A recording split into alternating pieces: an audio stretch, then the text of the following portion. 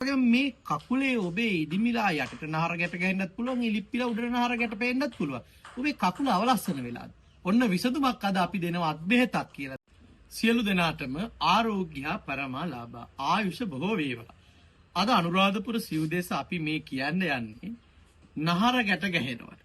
නහර ගැට හරණී තෛලය අපි හදලා තියෙනවා. මේ තියෙන්නේ නහර ගැට හරණී තෛලය. ඒ වගේම තමයි මේ තියෙන්නේ ගිතෙල්. දැන් අද අපි මේ කියන්න යන්නේ දහස්පෙතියා මලෙන් කොහොමද නහර ගැට ගැහිම අපි නවත්තන්නේ. නහර ගැට ගැහිලා තියෙනවා නම් ඔබ දවස පුරා හිටගෙන ඉන්නවා නම්, එහෙම නැත්නම් ඔබේ වාතය කෝප වෙලා, එහෙම නැත්නම් වාතය පිත්ත සෙම මේවා දූෂණය වීමෙන්, තුන්දුස් කිපීමෙන් හටගත්ත වාත රෝග.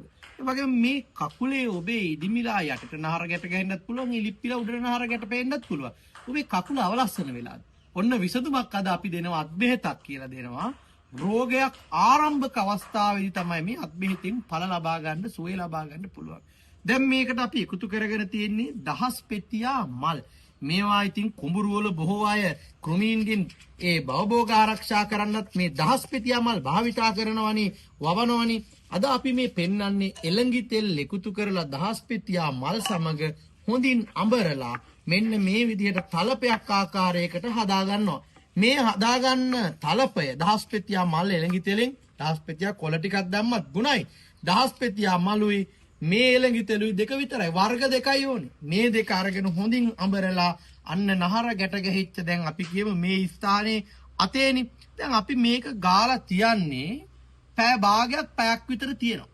ඊට පස්සේ ඔබ හොඳට මේක ඔතලා ඉවර වෙලා පැය 3කින් විතර ඉවත් කරලා අපේ නහර ගැටහරණී තෛලය ආලේප කරන්න.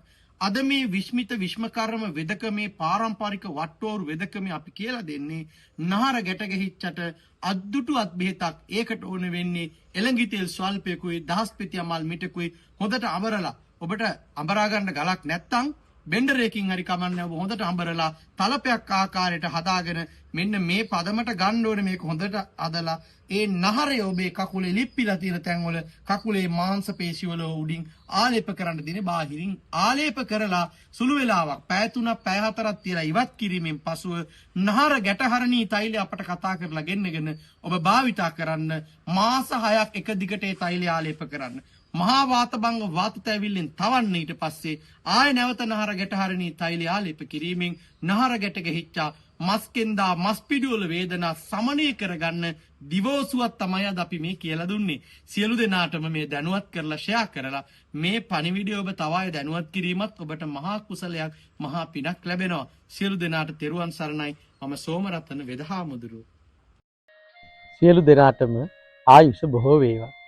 අපේ විශ්මිත විශ්මකර්ම මහා වාත භංග තෛලය කියන්නේ ලෝකෙ කොහෙවත් ගන්න නැති, ලංකාවෙත් කොහෙවත් ගන්න නැති අනුරාධපුර සිරිසු ආරණ විහාරස්ථානයට ආවොත් පමණක්ම ගන්න පුළුවන් මේ විශ්මිත විශ්මකර්ම මහා වාත භංග තෛලය. හෙළ රජ දවසේ රාජකීය වෙදදුරන් විසින් භාවිතා කරමින් එදා හිටන් අද වෙනකන් ඒ සත්‍ය ඒ විදිහටම පවතින, අපිත් ප්‍රාතිහාර්ය පාලා පෙන්නපු ඒ විශ්මකර්ම තෙල ගැනයි ඔබට අපි කියන්නේ.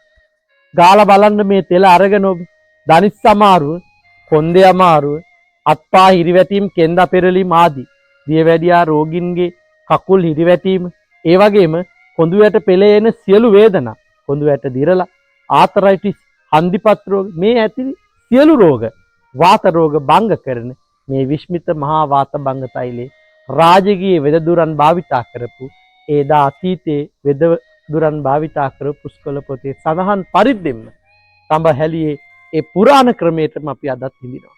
ඒ හින්දා එහි ගුණ අඩුවක් නැතුව අදටත් පවතිනවා. අපිට ඕන වෙන්නේ මනුස්සකමත් එක්ක ලංකාවේ ඉන්න බොහෝ අයට මේ ආරෝග්‍ය පරම ලාභය ලබා දෙන්න. ඒ නිසා අපි මුදලටත් වඩා මනුස්සකමට මේ වෙදකම කරන්නේ. ඉතින් ඒ නිසා අපි රෝගීන් බලන්න රුපියලක්වත් අය කරන්නේ නැහැ. අපි මේ බෙහෙත් තෙලට විතරයි මුදලක් අය කරන්නේ. ඉතින් ඒ නිසා අපි ඔබට කියන්නේ ඔබ අපට කතා කරලා අපිව හම්බෙන්න එන්න. මේ තෙල් එක ගාලා බලන්න. කෑවොත් ඔබ කියයි වාත භංග තෙල නම් මහා විශ්මිත විශ්මකර්ම පාතිහාරයක් පාපු තෙලක් කියලා. ඒ නිසා මේක කොහෙවත් ගන්න නැහැ. ව්‍යාජේවට අහු වෙන්න එපා. වාත භංග තෙල නම් සෝමරතන වෙදහාමුදුරු නිෂ්පාදනය කරන සිරිසු අරණේ මහා වාත භංග තෙලම ඔබ ගන්න ඕනේ. මේක නිකන් නෙමෙයි. ඔබ ඇවිල්ලා මේ වෙදමැදුරේ ප්‍රාතිහාර්ය පාල රෝගීන් සුව කරනවා බලන්න. ත්‍රිවන් සරණයි.